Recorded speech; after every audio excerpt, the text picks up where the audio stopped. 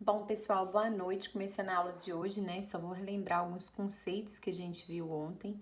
Então, a gente viu ontem, né, a questão das aletas que são utilizadas aí para a gente aumentar a taxa de transferência de calor de um sistema, né? Então, a gente viu aí alguns tipos de aleta.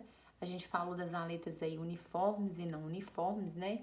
Expliquei para vocês as aletas de seção uniforme, né, que seria a aleta retangular, triangular, alunar, piniforme, não uniforme, né, e assim por diante, né. E hoje a gente vai entender um pouquinho melhor como que surgiu as equações das aletas que a gente vai ver. Então eu achei melhor a gente fazer isso no caderno, que eu acho que fica mais didático do que pelos slides. Mas aqui só para vocês entenderem do desenho, como se eu tivesse minha superfície primária, né? Eu tirasse um pedacinho, né, um volume de controle da superfície para analisar. Então o que eu vou ter? Eu vou ter que entrada é igual a saída, né? Igual a gente fez quando a gente desenvolveu a equação da difusividade. Então, a entrada aqui, né, vai ser o Q de x e vai sair desse pedacinho aqui que a gente está analisando, vai sair Q de x mais D de x, mais o calor que ele está perdendo por convecção. Então, pela setinha aqui fica claro que está entrando o Q de x, está saindo Q de x mais D de x e está saindo aí o calor de convecção. Então, a partir daqui, eu vou passar numa folha que eu acho que fica mais fácil, é importante vocês terem isso para vocês entenderem aí no caderno de vocês. Então, vou passar para cá, pessoal. Deixa eu só ajeitar o suporte para a gente poder continuar, que aí fica mais fácil, certo? Então, o que a gente partiu? É como se eu pegasse esse volume de controle, né? Só que aqui eu desenhei uma outra aleta. Então, a gente tá entrando aqui com Q de x, vai estar saindo com Q de x mais D de x, tá? Essa seria aí a aleta. Como fiz as considerações aqui, né? Regime estacionário, unidimensional, propriedades constantes e sem geração. E aí, então, a gente teria que entrada é igual a saída. E a gente tem que lembrar que ele está perdendo calor por convecção também nas extremidades aqui da sua aleta, né?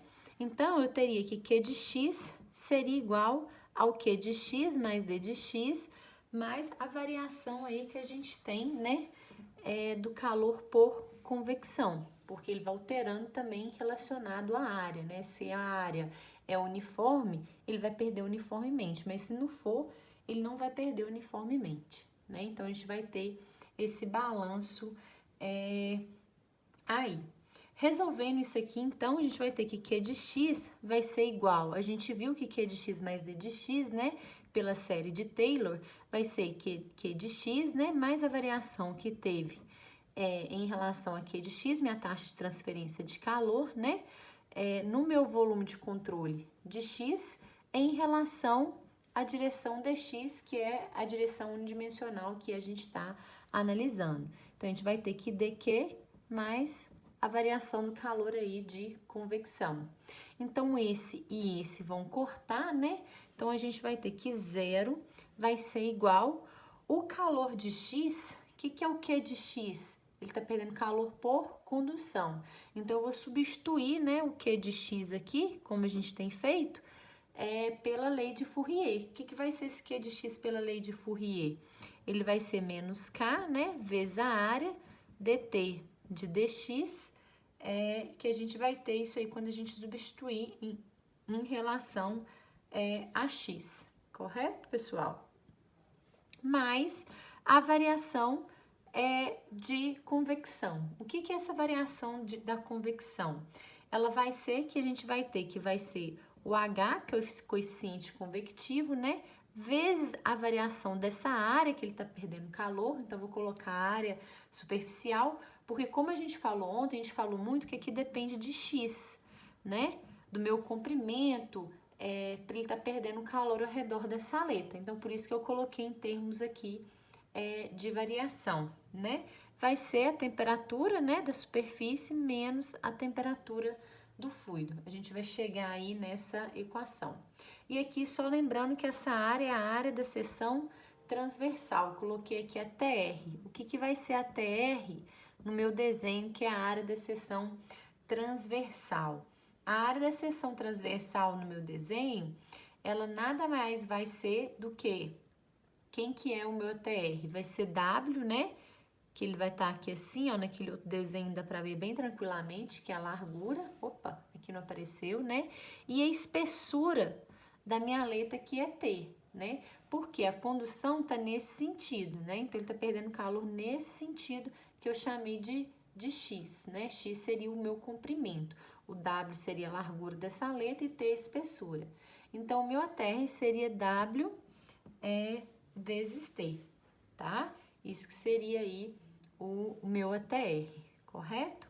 Que é constante, né? Quando a gente trata de uma aleta uniforme, à medida que a gente vai seccionar, se eu for fracionar essa aleta aqui, ela sempre vai ser o quê? Constante, porque ela é uniforme. É igual a anular, que a gente falou ontem, né? Igual a piniforme e uniforme. Diferentemente da triangular, se a gente seccionar a triangular, a área vai mudando ao longo da direção X. Então, o ATR para uma aleta retangular uniforme, falando de aleta uniforme, ele vai ser W vezes T, que é a constante a toda seção. A cada caminhar que a gente tem, a gente vai ter W vezes T. Isso aí não vai alterar, né? Que está referente aí à área que ele está perdendo calor por condução. Então, a TR aqui ele é constante, certo? E aí, a gente tem a área da seção transversal. O que é a área da seção transversal? A área da seção transversal é a área que ele está perdendo o calor ao redor da aleta. Então, seria esse X, né? Vezes o W, né? O X seria o comprimento e o W seria aí a largura. Então, seria X vezes W. Vou colocar aí vezes 2, porque a gente tem tanto essa parte frontal, né? Essa parte superior, na verdade, como a parte inferior de baixo da minha aleta. Eu tenho as laterais aqui também, né? No meu desenho não tá 3D, mas eu tenho as laterais dessa aleta. Eu acho que eu tenho até uma aleta aqui. Eu vou pegar para ficar mais fácil a gente explicar, né? Isso aqui, pessoal, seria minha base primária, né? A base primária, e aqui eu teria 3 aletas. Então, quando a gente fala em X, X seria desse pedacinho até aqui. A largura que eu tô falando é essa aqui, e isso aqui é a espessura. Então, a área da seção transversal, considerando lá, né, minha base primária, seria essa, e a área da seção transversal é essa aqui. Se eu fracionar qualquer xzinho até chegar aqui para x igual a L, ele teria a mesma área. Então, se observa que essa área aqui, ó, ela é a mesma dessa, que é a mesma dessa, que é a mesma dessa, né? Que eu teria 3 aletas, então ele é W vezes T. Isso é a área da seção transversal. Agora, a área que ele perde calor por convecção seria essa área aqui em cima, onde que a caneta está passando, a área de baixo que é igual. Então, essa área, ela é quem? Ele é X vezes W, correto? Que é o que eu coloquei aqui, ó. X vezes W. Como eu tenho em cima e embaixo, vai ficar 2 áreas. Mas eu tenho também esse pedacinho aqui, ó, esse quadradinho. Esse quadradinho, quem que ele é? Ele vai ser W vezes T, né? Que esse T aqui, em direção para cima, né? Subindo, é minha espessura. Então, a área da seção transversal vai ser 2W vezes X mais 2 T vezes X, correto? Por que é 2? Porque eu tenho do lado de cá e a gente tem do lado de cá também, considerando aí apenas uma única aleta, correto? E aí, pessoal, só que aí o que acontece? Esse X da minha aleta aqui, ele é bem pequenininho, né? Mas ele poderia ser extenso, poderia vir pra cá, poderia ter 1 metro aqui, ele tem bem pouquinho, tá quase junto com a minha espessura aí, nessa aleta que eu tenho aqui, que eu peguei de exemplo para vocês verem, nesse sistema aletado, né? Mas, esse X ele é variável, que é o comprimento da aleta, onde a gente falou e expliquei muito isso para vocês. Então, como é que eu tenho a variação? Porque aqui eu tirei um volume de controle, esse X meu ele é variável, eu posso alterar. Por isso que a gente colocou a área em função da derivada. Então, eu vou ter que ds em relação a dx, na hora que eu resolver essa derivada, eu vou ter o quê? 2w mais 2t, né? Porque aqui eu tenho x e aqui eu tenho x também. E aí, resumindo, o que vai ser a variação da área, né, que eu chamei ds, que está perdendo calor por convecção, né, em relação a x. 2w mais 2t nada mais é do que o perímetro dessa letra. A gente chama de P, né? O perímetro da letra vai ser 2W mais 2T. E aí, então, a gente vai falar que 0, né, vai ser igual à variação do calor, né, menos K vezes a área da seção transversal, dt de dx, mais o H, resolvendo essa derivada, vai dar o meu perímetro, temperatura menos a temperatura do fluido, tá? Vou passar o menos K e o ATR para baixo aqui, porque eles são constantes, então vou dividir essa equação toda por isso. Então, a gente vai ter aqui, ó, a derivada segunda, né? Porque derivada com derivada, menos, por conta do sinal do K, H vezes P, sobre K vezes o ATR, tá? Então, passei esse termo aqui para baixo, dividindo. Isso aqui vai ser T menos temperatura do fluido. Isso aqui vai ser igual a 0. A única coisa que eu fiz foi passar esse termo para cá, dividindo aqui na minha equação. Correto, pessoal? E aí, a gente chama, eu até comentei ontem com vocês, de parâmetro da aleta, essa razão aí de H sobre o perímetro vezes K vezes a área da seção transversal. E aí a gente chama de θ também aqui para facilitar, né? Que é a temperatura menos a temperatura do fluido, onde que eu tenho temperatura. Então, resolvendo isso, a gente vai ter aí, né? Se eu substituir aqui, eu vou ter derivada de θ ao quadrado em relação a x, né? Menos m ao quadrado, né? Esse termo aqui eu falei que é m ao quadrado, vezes θ. Isso aqui é igual a 0. Por que ele não chama só de m, ele chama de m ao quadrado, esse parâmetro da aleta, né? Porque se eu quiser só o m, na verdade, vai ser raiz desse termo aqui. Ele não chama só de m, pessoal, porque quando ele vai resolver isso aqui, como eu tenho uma derivada segunda, é interessante eu ter derivada segunda nesse termo aqui também.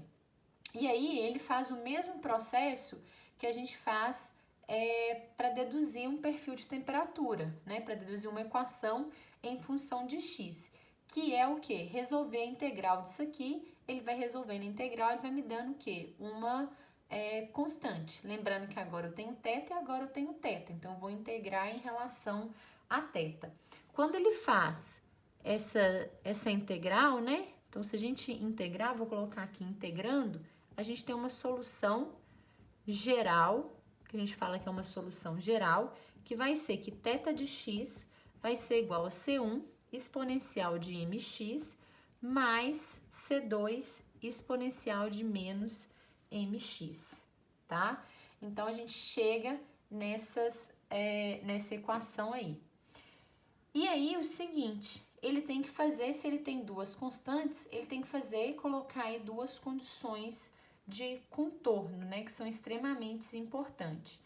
E aí entra no que eu falei na última aula. Para ele resolver essas condições de contorno, para cada condição que ele coloca, a gente vai ter um perfil de temperatura diferente. E muita gente agora até teria perguntando, Sabrina, mas por que você não considerou que ele está perdendo calor na ponta? Na hora que eu fiz aqui o ΔS, né? Pessoal, porque a gente tem várias maneiras que pode acontecer na ponta, que aí as considerações que eu tenho que fazer, que são as condições de contorno. Eu tenho condições de contorno que podem ser aplicadas de forma diferente. Então, a ponta da minha aleta, se a gente colocar ela aqui, ela ficou bem tortinha, né? Mas a ponta da minha aleta, eu tenho, para essa ponta aqui, a gente tem diferentes condições de contorno. Eu posso falar que é uma aleta infinita, ou seja, a taxa de transferência de calor que ela perde aqui na ponta com o meio ambiente é praticamente zero, né? Porque ela está uma temperatura bem próxima ao meio ambiente. Eu tenho uma aleta adiabática, aonde que eu posso afirmar que ela vale zero, né? O Q da ponta vai valer zero. Isso estou considerando só a ponta, que a gente falou na última aula. Ela pode perder calor por convecção, né? Que se ela perder calor por convecção, eu vou considerar essa ponta aqui, né? Considerando tanto que ela tá perdendo calor por convecção, e aí a área já vai entrar aqui na minha condição de contorno. Por isso que eu não coloquei essa área aqui na área da superfície, que ela perde calor por convecção, né? E uma outra condição de contorno é onde que eu conheço, né, a temperatura especificada.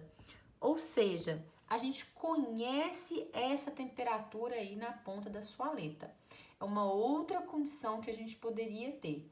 Então, quando a gente aplicar essas condições de contorno, eu vou ter uma equação para a aleta infinita, vou ter uma equação para a aleta adiabática, vou ter uma equação para a aleta de convecção e vou ter uma equação para a temperatura especificada. Por quê? Porque eu estou considerando condições de contorno diferentes. Para cada condição de contorno que eu considero, ele vai me levar a um caminho que vai me dar uma solução, um perfil de temperatura, certo? Eu preferi resolver dessa forma aqui porque eu acho mais fácil.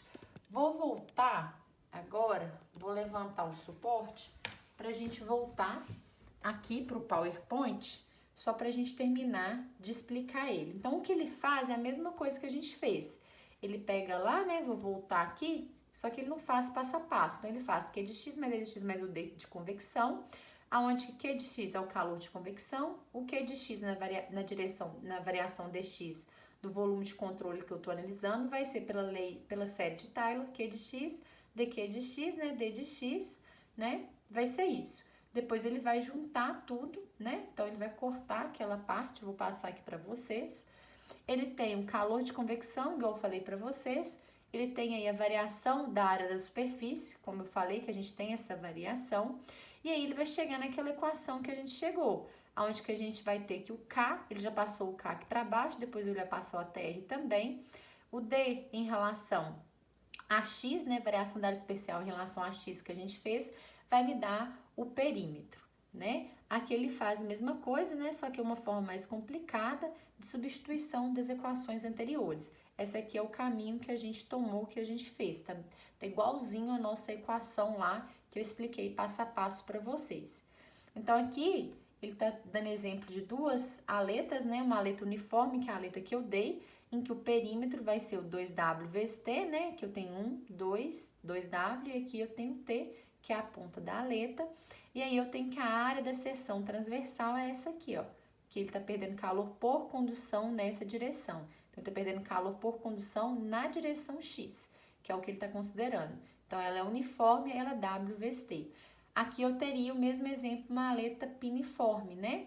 Em forma de pino uniforme, que o perímetro é o perímetro aqui, ó, né? Então, onde está a seta aqui no mouse, então ele seria aí πd, e a área da seção transversal é a área do círculo, né? Que seria πr ao quadrado, ou πd2 sobre 4.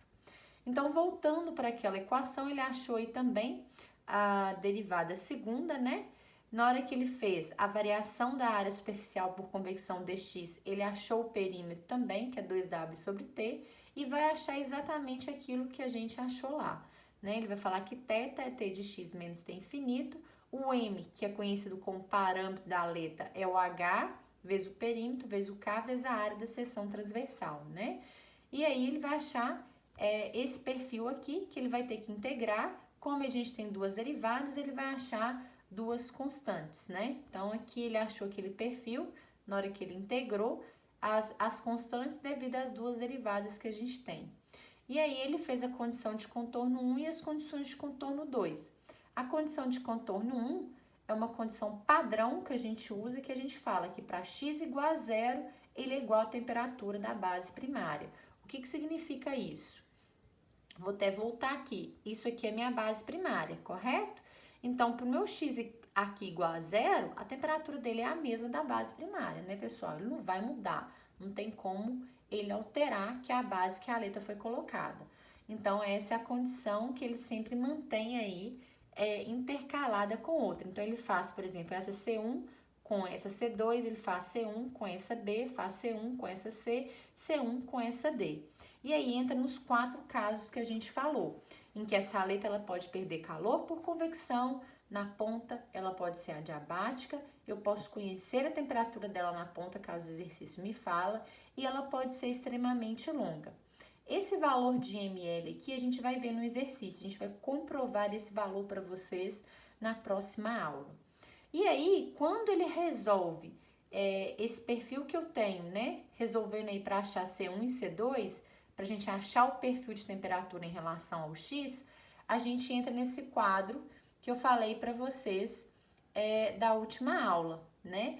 Então, aqui em cima, O que interessa pra gente vai ser o quadro, a gente vai usar muito o quadro. Então, aqui eu tenho os 4 tipos de aleta: aleta por convecção, aleta diabática, aleta com temperatura prescrita e aleta infinita. Então, vou determinar qual é. Aqui eu tenho a distribuição de temperatura, que é o perfil que a gente sempre acha, né? Só que aqui ele achou em razão de θ sobre θb. Ah, Sabrina, o que é θ sobre θb? Olha, tá aqui. A gente não precisa decorar nada. É a temperatura, né, que você quer achar, menos a temperatura do fluido, e o θb é a temperatura da base menos a temperatura do fluido, né? O M minúsculo, que é o parâmetro da aleta, ele vai estar sempre aqui para você também. E esse M maiúsculo, ele não tem nome, a gente não dá nome específico nenhum para ele, mas ele vale essa raiz de HP vezes a área da seção transversal, né? Depois vezes o θb, né? Que é a área da base menos a temperatura do fluido. Isso aí ele só fez para reduzir, porque senão a equação ia ficar muito grande. Como eu tinha exponencial, né? Para eu resolver C1 e C2, acaba que a gente entrou no cosseno hiperbólico. Então, para eu achar T de x aqui, T de x vai ser T de x menos a temperatura do fluido, vezes dividido por a temperatura da base menos a temperatura do fluido, que vai ser igual a essas equações de acordo com o tipo de aleta que você tem para cada caso. Então, se ela perder calor por convecção, eu vou usar essa equação. Se ela for infinita, eu vou usar a exponencial de E elevado a menos mx, né? E aqui, ele já me deu uma fórmula direta para eu achar a taxa de transferência de calor de acordo com cada uma dessas aletas. Então, se for uma aleta infinita, ela vai cair nesse caso aqui de Cm. Se ela for adiabática, vai ser esse segundo aqui, vai ser M maiúsculo vezes tangente hiperbólica de ml. E assim por diante. O que vai interessar pra gente, é esse quadro. Ele é fundamental para as outras aulas. Sugiro a vocês que até imprimam para ficar mais fácil, tá? Agora a gente tem 2 exercícios que eu vou deixar aí como para casa, para vocês tentarem fazer e a gente resolver na próxima aula para ver se vocês realmente entenderam a aula de hoje. Pessoal, é isso, uma boa noite, fiquem com Deus, qualquer dúvida a gente vai estar à disposição.